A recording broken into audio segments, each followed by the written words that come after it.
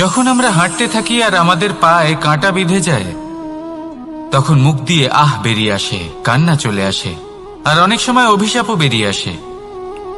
কিন্তু আমরা কি কখনো এটা এইভাবে দেখেছি, এইভাবে ভেবেছি যে আমরা যে পথে চলেছি সেই পথে কাঁটা বিঁধেছে, নাকি আমরা সেই পথ নির্বাচন করেছি যাতে শুধুই কাঁটা রয়েছে? নাকি আমরা এভাবে ভেবে দেখেছি যে এই কাঁটা আমাদের কষ্ট দিতে এসেছে, নাকি এটা আমরাই বিছিয়ে রেখেছিলাম?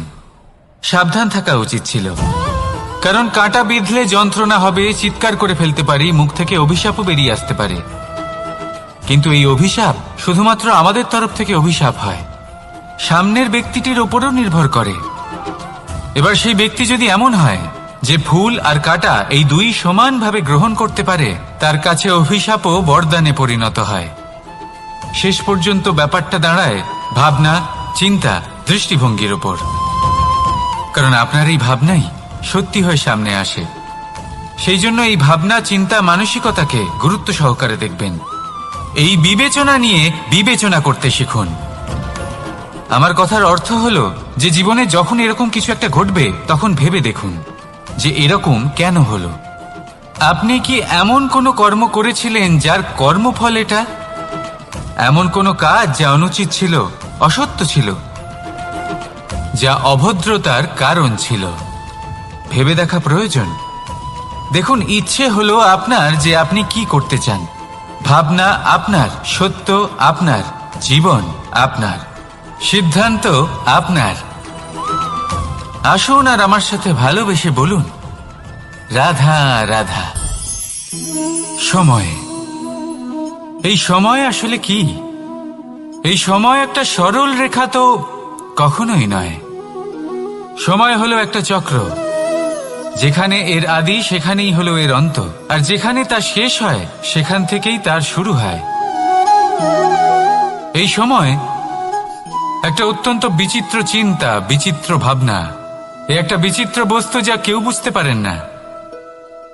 এই সময়ের লীলা, এর কোনো প্রমাণ নেই, কোনো জ্ঞান নেই, কোনো পরিমাপ নেই। শুধু এটুকু আমরা জানতে পারি, যেখানে শেষ হবে সেখান থেকে একটা নতুন সূচনাও হবে। যা আজ আপনার কাছে আছে, কাল অন্য কারোর কাছে যাবে, তারপরে তার কাছ থেকেও অন্য কারোর কাছে যাবে, তারপরে তার থেকেও ছিনিয়ে নেওয়া হবে। এই নিয়তির একজনের কাছ থেকে অন্যজনের কাছে আদান প্রদানের এই সময় হলো আপনার সময়। এই সময়ের সদ্ব্যবহার করুন, এই সময়কে বাঁচুন। আপনাকে শুধু এটাই সুনিশ্চিত করতে হবে যে আপনি কোন পক্ষে আছেন। আর সত্যি বলতে কি, আপনার জীবনের পরিণাম নির্ভর করে আপনার নির্বাচনের ওপর। আপনি কোন পক্ষ নির্বাচন করছেন। তাহলে মনে রাখবেন, জীবনে সেই পক্ষই নির্বাচন করবেন যা চয়ন করার পরে আপনি সুখ অনুভব করবেন, আপনি সন্তোষ লাভ করবেন, প্রসন্নতা লাভ করবেন। আর আমি এটাই সুনিশ্চিত করব যে এই পক্ষ যেন শান্তির পক্ষ হয়, এই পক্ষই যেন প্রেমের পক্ষ হয়। তাহলে চিন্তা করবেন না, আর আসুন আমার সাথে ভালোবেসে বলুন, রাধা রাধা। দৃষ্টি আর দৃষ্টিভঙ্গি, এই সমগ্র লীলা হলো এই দুইয়ের। বিচিত্র হতে পারে, কিন্তু এটাই সত্যি। এবার আপনাকে একটা উদাহরণ দিয়ে বোঝাই। অনেক সময় আপনি কোনো ব্যক্তিকে এটা বলতে শুনবেন যে আমি আমার নিজের উপরে গর্ব করি, আমি নিজেকে নিয়ে গর্ব করি, আমি খুব ভালোভাবে আমার মা বাবার সেবা করি, ওনাদের আমি সবসময় সুখী রাখি, ওনাদের আমি একটা বাড়ি দিয়েছি, সকল সুখ সুবিধা দিয়েছি, ওনাদের জীবনে প্রত্যেক জিনিস দিয়েছি আর দেব যা তাদের প্রয়োজন। এবার আমাকে বলুন যে আপনি কে হন। আপনি হলেন সেই বীজ যা আপনার মাতা পিতা রোপণ করেছেন। আপনার মা বাবাই আপনাকে এই সংসারে জন্ম দিয়েছেন। এবার এইসব কথার কি তাৎপর্য? এই হলো সেই ব্যক্তির দৃষ্টিভঙ্গি। এবার দেখা যাক এই প্রকৃতি আমাদের কি শেখায়। কখনো কোনো গাছকে দেখবেন, যখন সেই গাছে ফল আসে, সে মালিকে এটা বলে না যে দেখো আমি তোমাকে ফল খেতে দিচ্ছি। সেই বৃক্ষ এটা বলে না যে দেখো আমি তোমায় আহার করতে দিচ্ছি, কারণ ও জানে যে এটা হলো সেই মালির পরিশ্রম, এটা হলো তারই কর্মের ফল, আর এটা তারই পাওয়া উচিত। সে বলে যে তোমার জিনিস তোমাকেই অর্পণ করলাম, এ আমার জিনিস নয়। ও জানে সেই মালির গুরুত্ব আসলে কি, এটা হলো তার দৃষ্টিভঙ্গি। সেই জন্য আপনি জীবনে কোন ব্যক্তির মধ্যে, কোন পশু পাখির মধ্যে, কোন প্রাণীর মধ্যে, কোন পরিস্থিতিতে, কোন আবেগের মুহূর্তে কি দেখতে পাচ্ছেন, সেটা আপনার দৃষ্টিভঙ্গির উপরে নির্ভর করছে।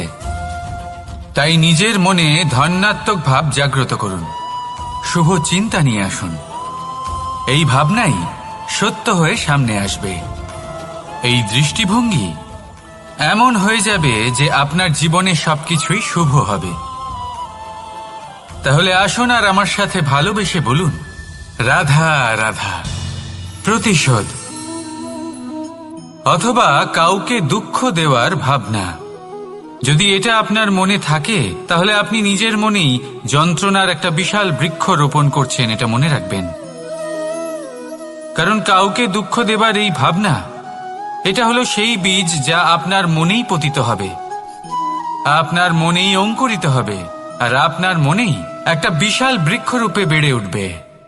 জীবন আপনার, কর্ম আপনার, কাউকে দুঃখ দেবার ভাবনা আপনার ছিল, এই বৃক্ষ হলো আপনার, তাই এর ফলও আপনিই পাবেন, যা গ্রহণও আপনাকেই করতে হবে। মনে রাখবেন, যে মানুষ এটা ভাবে যে আমি ওকে দুঃখ দেব, ওকে কষ্ট দিতে চাই আমি, সেই মানুষই দুঃখ আর কষ্ট পেয়ে থাকে। যদি সেই জায়গায় আপনি এটা ভাবেন যে আমি কাউকে সুখী করে তুলতে চাই, কাউকে সুখ প্রদান করতে চাই, তাহলে তারও বীজ আপনার মনেই রোপণ হবে, বৃক্ষে পরিণত হবে, যার ফলও আপনিই পাবেন। এখানে বিষয়টা হলো শুধু মানসিকতার চিন্তা, যা সত্য হয়ে আপনার সামনে আসে। তাহলে এই মানসিকতা শুভ করুন, সবার জন্য মঙ্গল কামনা করুন। অন্যের মনে আপনার জন্য ভালো চিন্তা থাকুক বা না থাকুক, আপনি সবার জন্য শুভ চিন্তা করে কর্ম করতে থাকুন, তাহলে আপনার সাথেও ভালোই হবে। তাহলে আসুন আর আমার সাথে